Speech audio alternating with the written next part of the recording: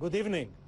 Let me ask you, there have been many reports that some of the crucial intelligence on the chemical attack was gathered by Israeli intelligence. They say that they've monitored conversations between Syrian army commanders talking about moving chemical weapons supplies.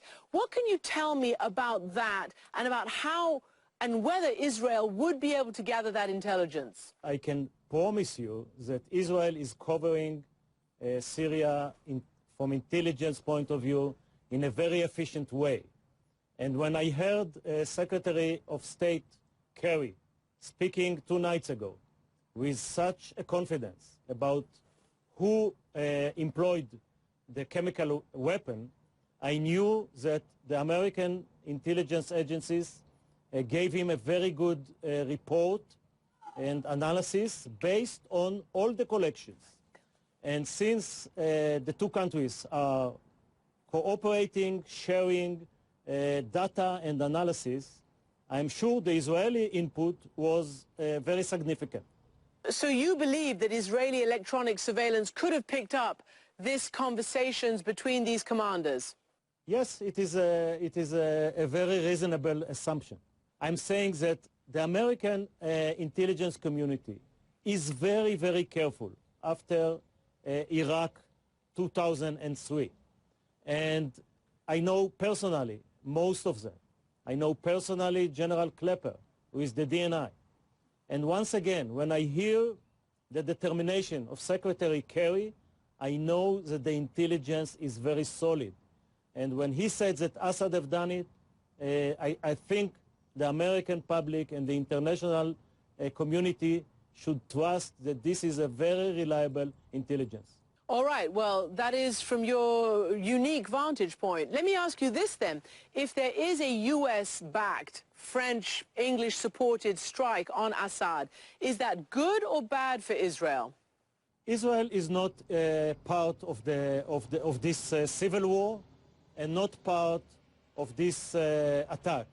However, I think the interests are overlapping, and what's important to America, to Great Britain and to France is important to Israel. And let me tell you what is important. The fact that a leader employed chemical weapon against his people is something that unforgivable and should not be repeated. This is interest of Israel as well as the rest of the coalition. The fact that Assad, who have killed 100,000 people, this is a moral position, a moral interest. 100,000 people, not with chemical weapon, not with unconventional weapon, with simple rocket bombs and airplanes and tanks.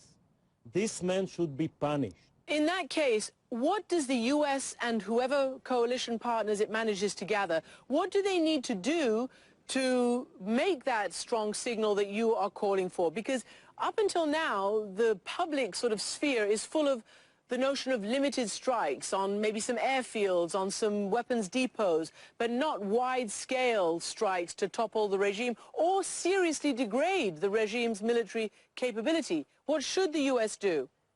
It should be limited in the fact that this is not a boots on the ground.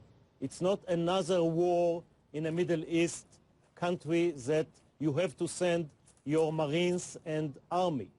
It should be limited by the means, but not by the scope and not by the target. At the end of the attack, Assad should see that he have lost very important centers of power of his regime. It can be the Air Force, it can be the air defense, it can be the chemical weapon military array, it can be the surface-to-surface missile. He should understand that using a chemical weapon is something that in cost-benefit calculation is playing against him 100 times. General, in cost-benefit calculations, what do you think the cost to Israel will be? Will Assad, will Syria respond? Will its allies Hezbollah respond if there is an attack? I think the Americans discussed in the last couple of days 2 strategies. One, a strategy of punishment and deterrence, And second, a strategy of changing the powers in Lebanon and in a way getting rid of Assad. They have decided to go to the first strategy. This strategy keeps Assad in place, even though with a different power. Assad calculation will be based only on the survival of the regime. The bottom line is that the chances, if the attack on Syria will be limited, focused, and a punishment attack, and not an attack to overthrow Assad, the chances that he will choose attack on Israel are quite low, even though we have to be prepared.